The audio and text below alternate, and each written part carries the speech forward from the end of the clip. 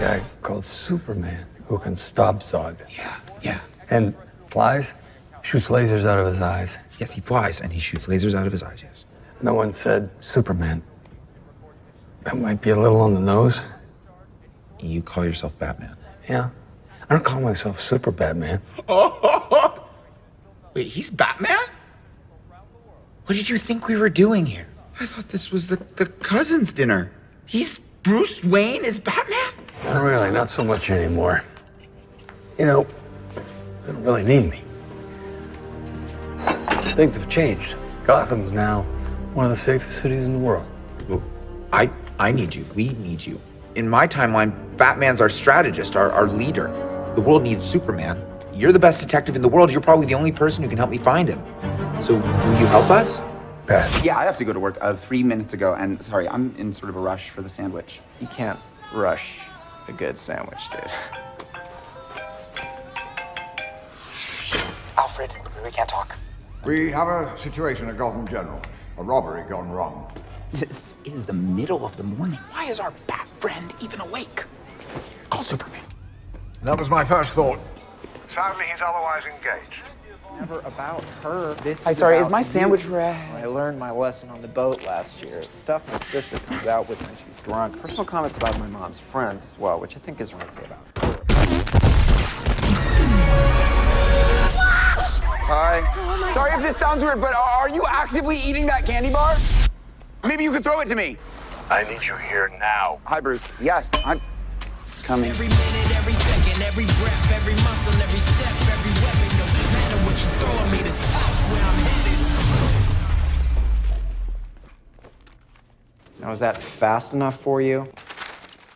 Welcome back, everyone. It's Charlie. They dropped a whole bunch of new Flash trailers, so we'll break it all down. If you're brand new to the channel, we're doing a giveaway for tickets for the movie. All you have to do to enter is be a subscriber and just post your favorite moment from all the trailers on the video.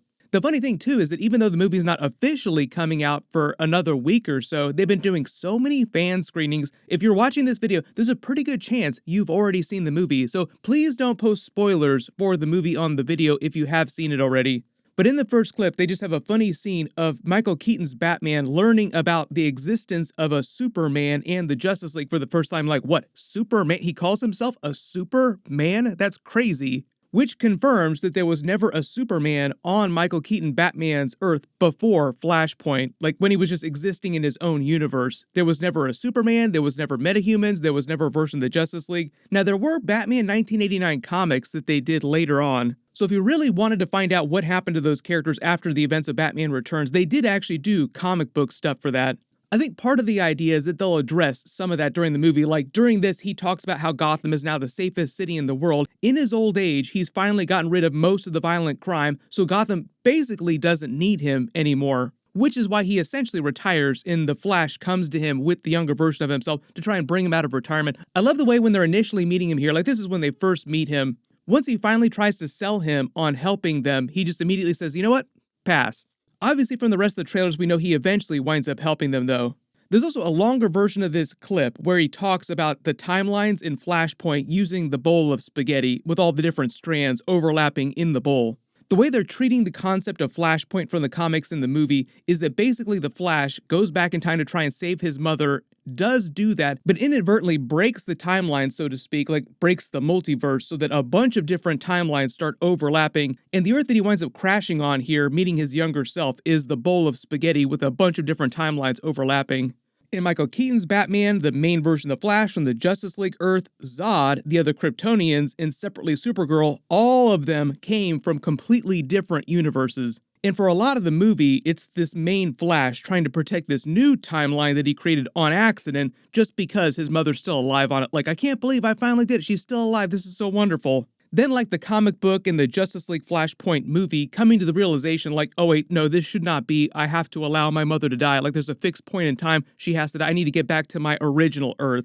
And this new crossover reality that he's accidentally created with all these different timelines was never meant to exist. And just coming to peace with that idea, like, oh, things are going to go really badly here, but this place was never supposed to exist in the first place. The interesting thing about that original Batman 1989 movie, though, they did have an Easter egg for The Flash because they were trying to make a Flash movie back in the 1980s, right before they made the Batman 1989 movie with Jeff Loeb. I talked about this in a previous video. He could never crack the story, like he could never figure it out. It really didn't become a more cinematic thing, like a more movie-leaning kind of story until Jeff Johns came and did the Flashpoint story. And they're like, you know what, that'd actually make a pretty cool movie story. Which obviously didn't happen till way, way later.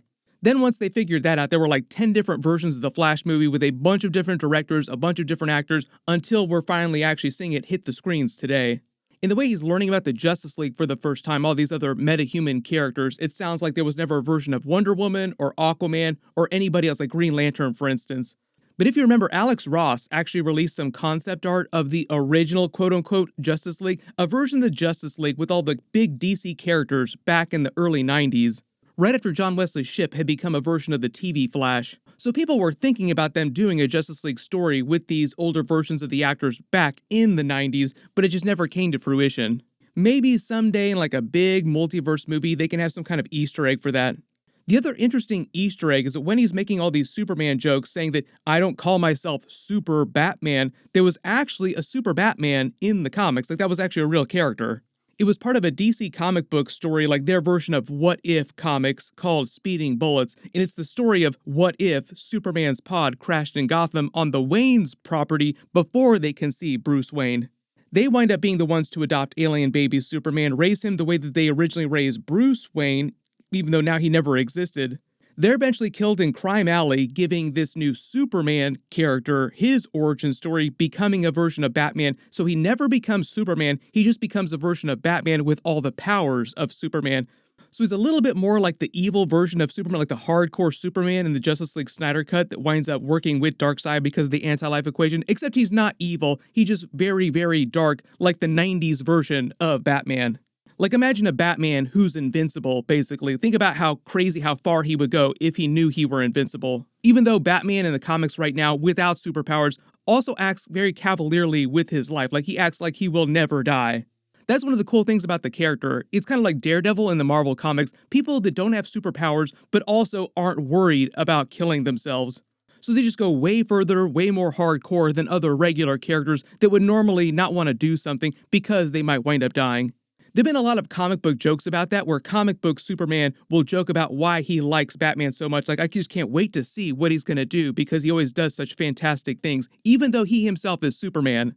The lengths that Batman goes to, the way he works around problems, even though he doesn't have superpowers, are just so amazing to Superman.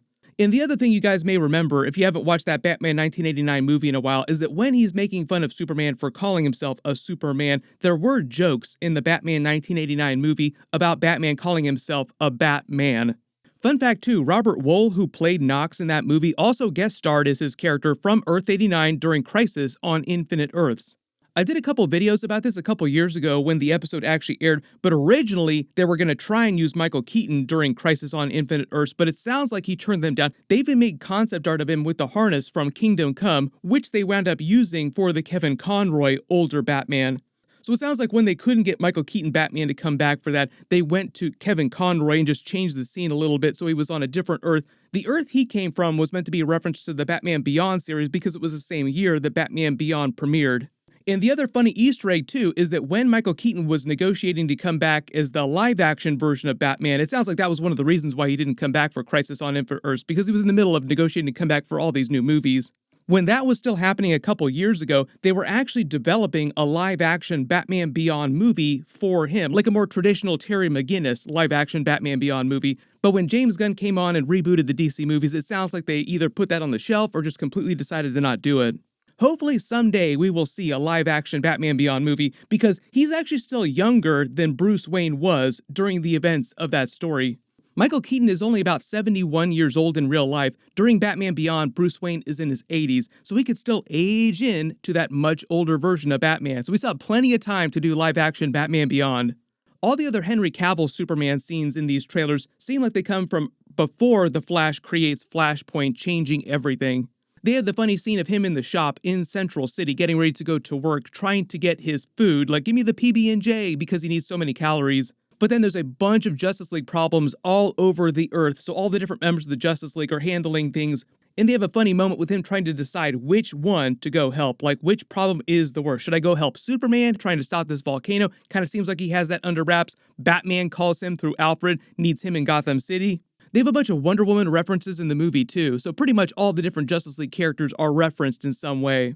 Once the movie comes out, I'll do more videos about the deleted scenes, the alternate endings, because it did change a couple of times once James Gunn took over, just so the events of the movie led into his DC reboot a little bit more cleanly than they did before. We do still have the Aquaman 2 movie coming out later this year. There's also a lot of deleted scenes about that because they shot a Michael Keaton Batman post-credit scene, then they decided to change it and they brought Ben Affleck to shoot a version of that post-credit scene, but then they also got rid of that. So there'll be all kinds of jokes about how they changed things multiple times in the last 6 months or so for that movie. For those of you wondering too, in this clip, Henry Cavill Superman isn't wearing the black suit. He's actually wearing his regular blue and red suit. It's just that the clip is kind of potato quality and pixelated, so it's really hard to make out the true colors. There's a bunch of other trailers and clips that they've released for the movie, so I might do a couple more videos in the next week before the movie comes out. But my post-credit scene video, my full breakdown Easter eggs for the entire movie, and there is a lot of Easter eggs in this movie, won't post till after it actually comes out. So make sure you enable alerts for my channel so you don't miss any of that. And do go see the movie as soon as you get a chance. There's actually a pretty good chance that you could still see it early because there's so many fan screenings happening early next week. Marvel just released the full opening scene from Secret Invasion Episode 1. Click here to watch that, and click here for my brand new Blue Beetle trailer video and Easter eggs. Thank you so much for watching. Everyone stay safe, and I'll see you guys in the next one.